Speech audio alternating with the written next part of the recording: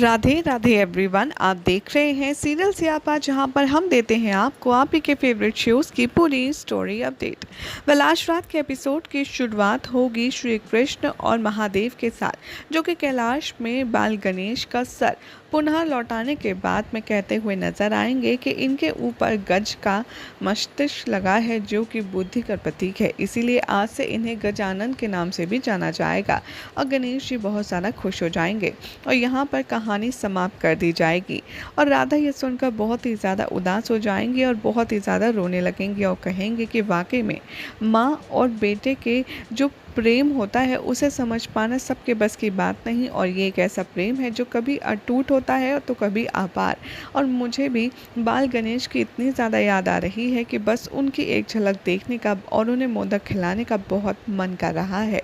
उधर दिखाया जाएगा कि बलराम दाऊ कृष्ण के पास बैठकर सेब खा रहे होंगे और उनसे अपनी प्रशंसा करते हुए कह रहे होंगे कि देखा तुमने कान्हा, अपने बलराम दाऊ का चमत्कार, कैसे मैंने सारे देवों के देव आपके प्यारे गणेश को संभाल लिया, कैसे मैंने अपने एक्सपीरियंस से सारी समस्या का समाधान कर दिया, और वो भी चुटकियों में। यहाँ बाल गणेश के बारे में कहते हुए श्री कृष्ण बताते हैं कि अच्छा, आपने अगर संभाल लिया तो फिर ज़रा राधा को भी संभाल लीजिए, क्योंकि आपने बाल गणेश को तो बड़े अच्छे से संभालने की बात कह दी, लेकिन राधा है उसे आप संभाल नहीं पाएंगे। और राधा बहुत जल्द यहाँ आ रही है मुझे फिर से उठाने के लिए, लेकिन आप कैसे ये कर पाएंगे ये मैं देखना चाहता हूँ। बलराम दाऊ कहते हैं कि ये बात तो चलो, मुझे तुम्हारी चुनौती स्वीकार है और मैं जिस तरह से बाल गणेश को रोका है वैसे ही राधा को भी रोकूंगा, और तुम खुद अपने सामने देखते रहना। उसी बीच दिखाया जाएगा कि बाल गणेश कैलाश में बैठे होते हैं बहुत ही उदास। तभी माँ पार्वती उनके पास आती हैं और बहुत सारा भोजन लाती हैं और कहती हैं, क्या हुआ पुत्र, चलो भोजन कर लो। यहाँ बाल गणेश कहते हैं कि नहीं माता, मेरा मन नहीं कर रहा है, मुझे कुछ भी अच्छा नहीं लग रहा। माँ पार्वती कहती हैं कि थोड़ा सा भोजन कर लो, उसके बाद तुम प्रसन्न हो जाओगे और फिर सब ठीक हो जाएगा। यहाँ पर बाल गणेश बार बार भोजन करने से मना करते हैं। माँ पार्वती कहती हैं कि पुत्र, तुमने खाने के लिए मना कर दिया, जबकि मैंने बड़े प्रेम से तुम्हारे मन पसंदीदा व्यंजन बनाए हैं, और ऐसा तो कभी होता नहीं कि मैं पकवान बनाऊं और गणेश ना खाए। तो आज भला ऐसा क्या हो गया है, तुम मुझे दर्द दे रहे हो। बाल गणेश डर जाते हैं, कहते हैं नहीं नहीं माता, मैं आपको दुख पहुंचाना नहीं चाहता, लेकिन मुझे सच में खाने की इच्छा नहीं हो रही है, लेकिन आप कह रही हैं तो आपके लिए मैं थोड़ा सा खा लेता हूँ। और बाल गणेश को अपने हाथों से माँ पार्वती जैसे ही पहला कौर खिलाती हैं, यहाँ बाल गणेश के आंसू निकलने लगते हैं। ये देखकर माँ पार्वती बहुत घबरा जाती हैं और उनके आंसू पोंछते हुए कहती हैं, क्या हुआ पुत्र, तुम रो क्यों रहे हो। यहाँ पर बाल गणेश कहते हैं कि माता, मैंने द्वारका में माँ राधा के हाथ से मोदक खाने से मना कर दिया था, मैंने उन्हें भी बहुत कष्ट पहुँचाया होगा, और इस बात की खबर अब मुझे लग चुकी है और मुझे एहसास हो चुका है कि ये मेरी त्रुटि थी। अब मैं क्या करूँ माँ। तो यहाँ पर माँ पार्वती कहती हैं कि जो त्रुटि तुमने की है उसे सुधारा जा सकता है, तो तुम वो त्रुटि सुधार लो।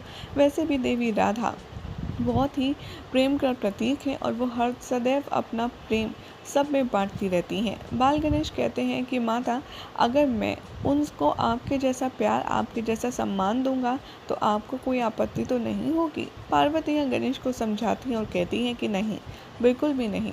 राधा तो स्वयं प्रेम की पराकाष्ठा है, जो सब में प्रेम भावना को विलीन करती है, ऐसे में मुझे भला क्या आपत्ति होगी। तो बाल गणेश एक्साइटेड होकर कहते हैं, तो माँ, क्या मैं उनके पास जाऊँ। माँ पार्वती कहती हैं, हाँ हाँ पुत्र, अवश्य जाओ। और बाल गणेश खुश होकर माँ पार्वती को गले लगा लेते हैं। उधर माँ पार्वती की बातों से राधा को कुछ कुछ होने लगेगा, उन्हें बाल गणेश की और भी ज़्यादा याद आने लगेगी और वो दृढ़ संकल्प लेंगे कि आज चाहे जो हो जाए मैं कृष्ण को निद्रा से उठाकर ही रहूँगी, क्योंकि मुझे बाल गणेश से बहुत सारा स्नेह करना है। तभी वो बाल गणेश की बात करने के लिए कृष्ण के पास पहुँचती हैं और देखती हैं कि बलराम दाऊ वहीं बैठकर पहरा दे रहे हैं।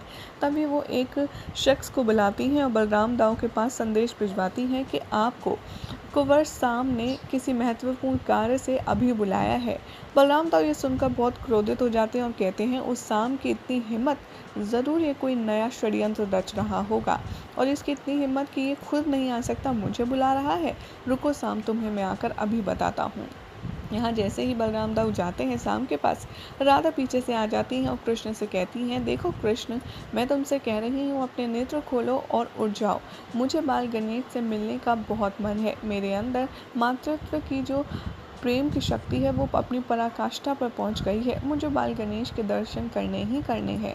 यहाँ कृष्ण कुछ नहीं कहते और सोते रहते हैं।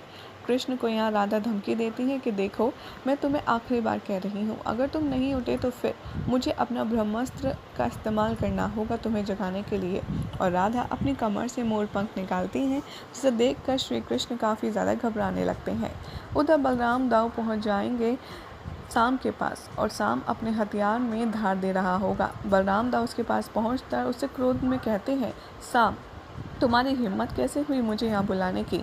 अब तुम इतने बड़े हो गए हो कि तुम खुद नहीं आ सकते। शाम कहता है कि मैंने आपको नहीं बुलाया, आखिर आप कह क्या रहे हैं?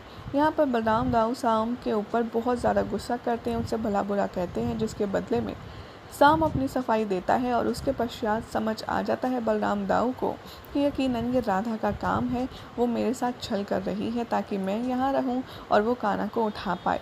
तभी राधा वहाँ पर श्री कृष्ण के पैरों पर गुदगुदी करने लगती है मोरपंख से, जिसकी वजह से श्री कृष्ण की नींद में खलल आता है और वो दाऊ को मदद के लिए पुकारते हैं। और दाऊ के कानों में जैसे ही कृष्ण के स्वर पड़ते हैं कि दाऊ जल्दी आइए, यहाँ देखिए राधा क्या कर रही है, वो भागे भागे जाते हैं और राधा का हाथ पकड़कर उसे खींचते हैं और कहते हैं, ये क्या कर रही हो तुम राधा?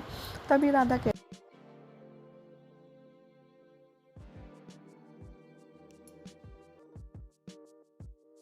बाल गणेश से मिलना है, उन्हें स्नेह करना है, उन्हें मोदक खिलाना है। और यहाँ पर जैसे ही राधा गुस्सा कर ही रही होती हैं, उन्हें बाल गणेश की आवाज़ आने लगती है।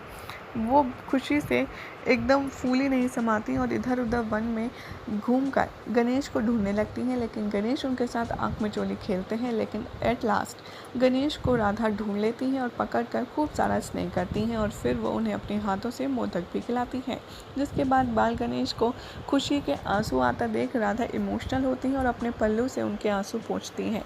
बाद में बाल गणेश कहेंगे कि माता, मैं मामा जी को जगाना चाहता हूँ और आप भी विफल रही हैं। क्यों ना हम मिलकर कुछ ऐसी योजना बनाएं जिससे हमारा काम हो जाए और मैं मामा जी को उठा पाऊँ। राधा कहती है कि ठीक है, मुझे बताइए आप क्या करना होगा। यहाँ पर बलराम दाऊ के बारे में बात करते हुए बाल गणेश कहते हैं कि मैं मामा जी को उठा लूँगा, आप बस बड़े मामा जी यानी कि बलराम मामा जी को बातों में उलझा के रखिएगा।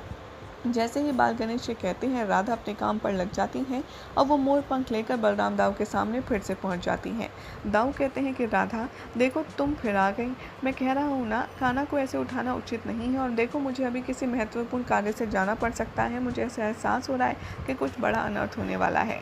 राधा कहती है, ठीक है दाऊ, जाइए जाइए, आप जैसे ही जाएंगे मैं आपके प्यारे लाडले कृष्ण को उसकी नींद से उठा दूंगी। और उधर पहुँच जाते हैं क्षीर सागर में गणेश जी और वो सुदर्शन चक्र को पाने के लिए कभी शेषनाग के ऊपर चढ़ते हैं तो कभी तिगड़ी लगाते हैं कि कैसे वो सुदर्शन को हासिल करें।